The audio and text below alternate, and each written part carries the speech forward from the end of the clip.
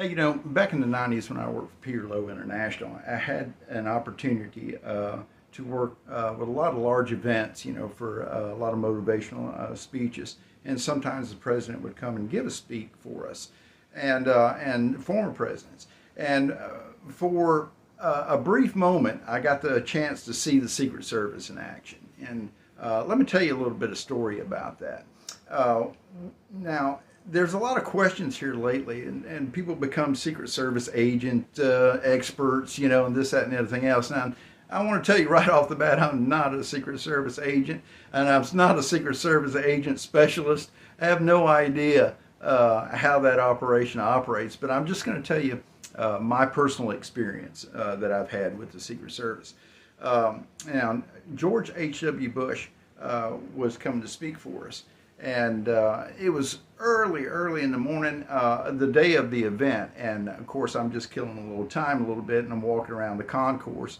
And I was at a VIP deck with glass, and I'm looking out over the buildings and all. And I usually stand, I had a habit of standing with my hands, clasped behind me, like, somewhat of an at ease, I guess, stance. And I was standing there, and of course, it was before the hair, and I had a suit and tie and all the good stuff that you guys never seen. Um, at any rate, not too far away was the security desk, and the telephone rang there, and the security person answered the phone, and she was mumbling a little bit and said, "I'll ask him." And so she yells out to me and says, "Hey, were you ever in the military?" And of course, me being a real jokester, I'll put it nicely, I turned around to her and I said, "If I told you, I'd have," wrong thing to say. Because she said, "No, sir, I don't think that's a good enough answer. The Secret Service is on the line and they're wanting to know."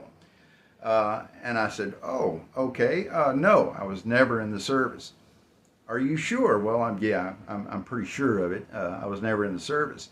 And so she talked for a little bit and said, "Do you work for Peter Lowe International?" I said, "Yeah," and I showed her my all access badge. I work for Peter Lowe International.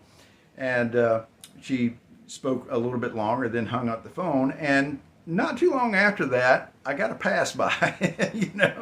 They looked at me up and down, checked out my badge, and asked me a few things.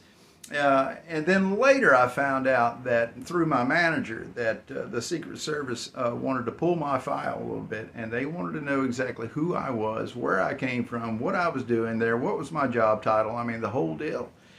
So, in given this experience, what I have learned is that the Secret Service, they really don't leave a stone unturned. I mean, they're there 30 days before the event, and they check everything. I mean, everything. I was thoroughly checked out. Everybody I worked with was thoroughly checked out. Everybody in the Coliseum was checked out. And for the mere fact that they're watching the security cameras, and by the way I was standing, alerted them. This is how keen that this operation is, and this is how it goes. As a matter of fact, when the president flies in, he doesn't even eat his own meals. I mean, it's always cooked from, inside Air Force One and prepared for him.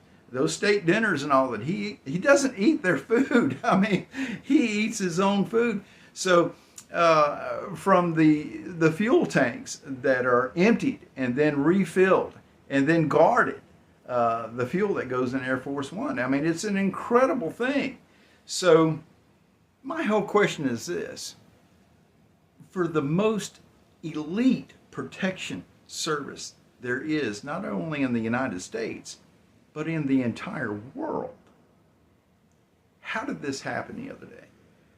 How was this kid able to accomplish this? I think we've got a lot of questions that we need answers, and we need answers pronto. There's a lot of things that just comes into question that just hasn't been answered yet, and for the life of me, I can't put it together. I mean, I keep scratching my head, going, "How does this happen? How was he able to do this? How was he able to do that?" And I still can't come up with a reasonable answer for this complete failure of security for a former president of the United States and leading forerunner of the next election to the presidency. So I'm going to reserve a little bit of my own speculation of what I think, but I'm going to let you comment and tell me what you think. What do you think happened that day? Let me know. Talk to you soon.